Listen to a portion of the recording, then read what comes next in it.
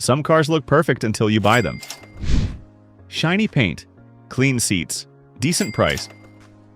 You think, this might be the deal of the year. And then, a week later, dashboard lights. Strange noises, that sinking feeling. You've just made a huge mistake. In this video, I'll reveal 7 cars you should never buy used. Cars that seem harmless.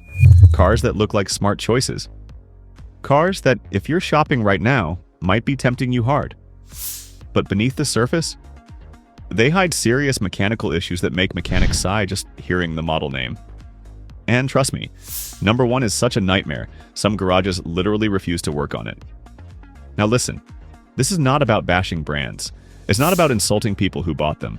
But when independent mechanics across the country keep reporting the same models with the same failures, you start to notice a pattern. In the past few months, we gathered shop reports from all over Italy, cross-checked them with long-term reviews and repair records. And here's the crazy part. When these cars are brand new, no one says a word. Marketing pushes them as flawless. Dealers make huge margins selling them. But the problems? They show up after 60,000 kilometers, when it's your wallet on the line. You know the phrase, used car in great shape? Most of the time it just means whoever's selling it wants to get rid of it before something blows. So today we're not talking taste, not design, not trends. We're talking about one thing only, risk. Because some cars, even if they look fine, are just too dangerous to gamble on. Let's kick it off with the number 7 on our list. Small, stylish, and shockingly flawed. Number 7, Smart FORTWO. Tiny, clever, adorable. The Smart FORTWO looks like the perfect city car. If it were a cartoon character, it'd be the quirky sidekick everyone loves. But no one wants to be. On paper, it's genius. Cut a car in half and let it park in an ashtray. And in the city, it's unbeatable. You can park it anywhere. It sips fuel. It feels made for people who never go over 40 kilometers per hour. But leave the city, and it becomes a nightmare. Why mechanics avoid it? Tiny engine that struggles on highways, robotized gearbox that shifts like a sloth, stability that feels worse than a rental scooter. Try overtaking on the ring road, and you'll understand why no mechanic recommends it for anything beyond downtown traffic. The resale trap. You buy it for 5,000 euros used. 2 years later, you're lucky to get 2,000 euros. Why? Because it's ultra specialized. It's great in exactly one setting, the urban jungle. But not everyone lives inside the medieval center of Bologna. Hidden costs, the old automatic transmission is notoriously clunky and expensive to fix. And smart parts, and especially originals, are not cheap. A mechanic once told us, it's like a Swiss watch, precise, but when it breaks, the parts cost more than the car. Bottom line? The Smart FORTWO deserves respect, but unless you're parking on sidewalks for a living, it's not a smart buy. It's great if you live inside a parking lot.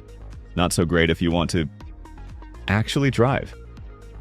Next up is a car that's everywhere in Italy. It's nostalgic, iconic, and cheap. But also, a rolling money pit. Ready for number 6? Fiat Panda? Chest Fiat Panda. Everyone in Italy has driven a Panda. Your mom had one. Your uncle. Maybe it was your first car in college. It's more than a vehicle, and it's a national symbol. Like espresso at the bar or Monday morning traffic. Cheap, simple, iconic. But today, some older Panda versions have become financial traps on wheels. The hidden dangers. 1. Clutch failure. Many Pandas start showing slipping clutches before 70,000 kilometers. And it's not just the repair cost, which can hit 900 euros. It's the fact it often dies without warning in the worst moments. 2. Suspension trouble. The Panda's suspension wasn't made for a hard life. But guess what? Most of them had one. Worn out arms, tired shocks, endless rattles, and that orchestra of squeaks every time you hit a speed bump. Drit rust. Yes, really. Certain areas, especially under the doors or rear panels, start to rust badly. And if you don't fix it fast, it spreads like a disease. Comfort. Not really. Base trims felt outdated even when new. Zero sound insulation, rock-hard seats, and AC as a luxury. Step into a 2007 Panda today and it's like teleporting back to the 90s. In the worst way. Yet strangely, used prices stay high. Because it's a Panda. But let's be honest, that name doesn't cover the real risks anymore. reliable when new, rusty, bouncy, and frustrating today. If you're looking at an older Panda, ask yourself, are you buying an icon or a headache in disguise? Next up, a German SUV that looks bulletproof, but hides a mechanical landmine under the hood. Plake 5. Volkswagen Tiguan. German SUV? Most people think solid, safe, high quality. You see the Volkswagen badge, the clean interior, the confident design. It screams family man who knows what he's doing. But the reality? The Tiguan hides one of the most frustrating and expensive transmissions ever put in a mainstream SUV. Meet the DSG gearbox, a dual-clutch wonder on paper. Fast shifts, smooth feel, lower fuel use. In theory, brilliant. In real life? A ticking time bomb. Many owners report issues before 100,000 kilometers. Jerky acceleration, slipping gears, metallic grinding noises. And if you don't catch it in time, full gearbox replacement, up to 3,000 euros.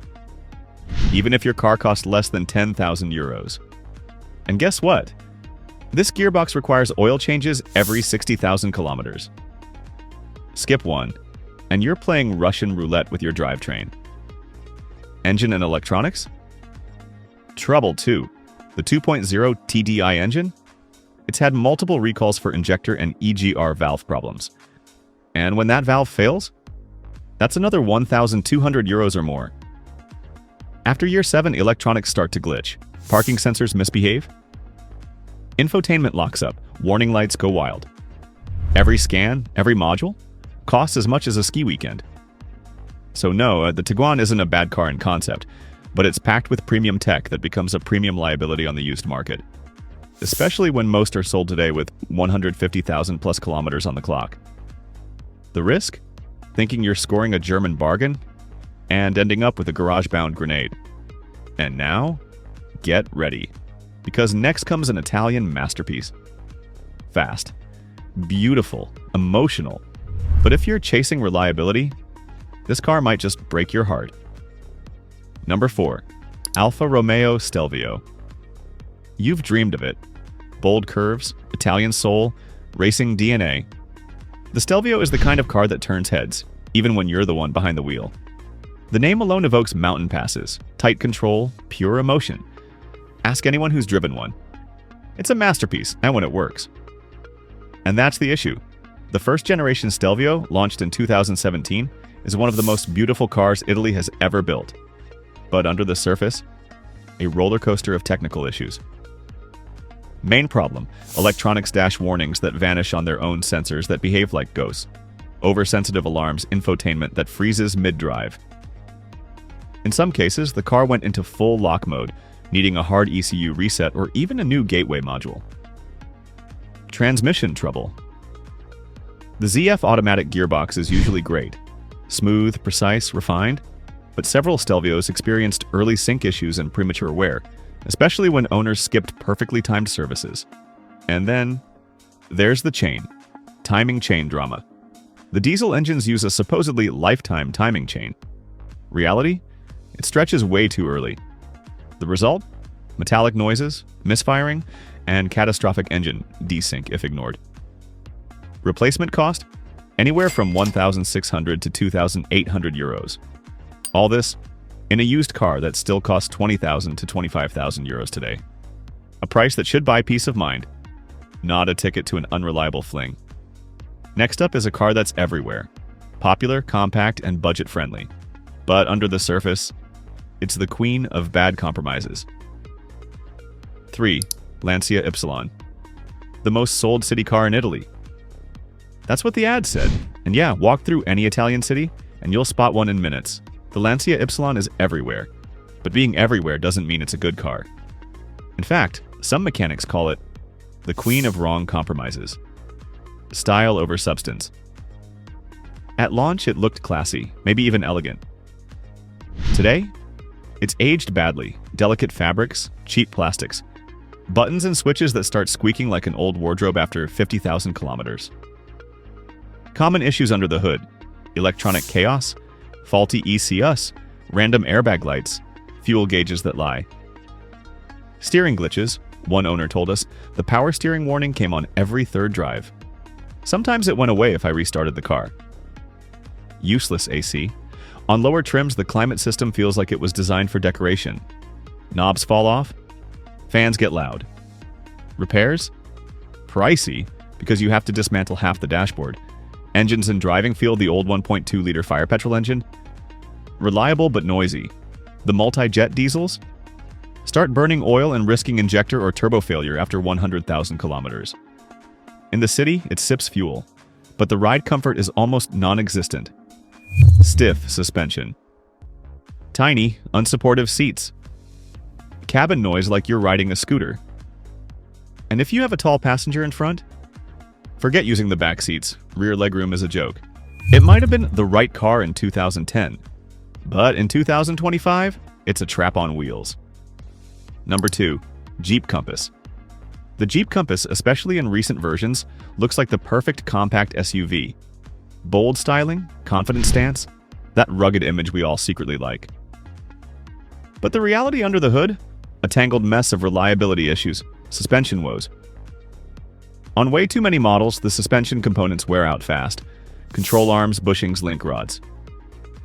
All needing replacement before 60,000 kilometers. The result? A car that bangs on potholes and leans badly in corners. Software nightmares. One of the worst parts is the engine management system. You get warning lights for no reason. Start and stop unavailable errors. Random dashboard reboots. Over-the-air updates that fix nothing. What's really going on? Dealers push this car like candy. Bonuses, trade-ins, incentives. Why? Because once it's off their lot. The problems are your problem. While you're Googling why the check engine light flashes every 2 days, they're already handing the keys to the next buyer. We've reached the top. The final car. It costs over 60,000 euros new. Looks luxurious. Feels premium. But under all that British charm, it's the single most feared vehicle in independent repair shops. Number 1. Land Rover Discovery Sport beautiful? Yes, prestigious? Definitely. But dangerous? Absolutely. The Land Rover Discovery Sport is one of the most desirable premium SUVs on the market.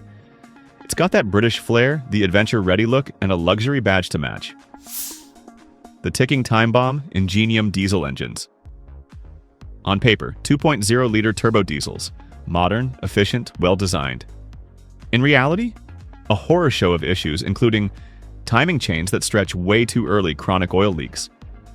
Turbochargers failing before 60,000 kilometers electronics. Your worst enemy software glitches are legendary. GPS drops alarm system panic attacks. ECUs that lock up for no reason. Random emergency mode activations. And no one, not even the dealership lot, can explain why. Reviews don't lie. Online forums are filled with horror stories. Gorgeous car when it works. Engine light always on. Concessionaire told me it's normal. According to Warranty Direct, the average repair cost for Discovery Sport models is one of the highest in the premium SUV class. And the worst part? It's still sold today like it's flawless. No one tells you that many used units have already had major repairs. Some even had entire engines replaced. Twice. The Discovery Sport isn't a car for adventure. It's a luxury-shaped trap. You think you're buying class and capability. What you're really buying is stress, bills, and regret. So before you buy used, ask the questions no one asks. What's the long-term reliability? How much does it really cost to maintain? And why is the previous owner selling it? Because when it comes to used cars, regret is always paid in cash. Got one of these cars? Let me know in the comments.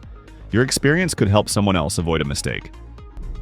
Subscribe so you don't miss the next list of cars to avoid. Check the video description. You'll find a list of models that are actually worth buying used, and share this video.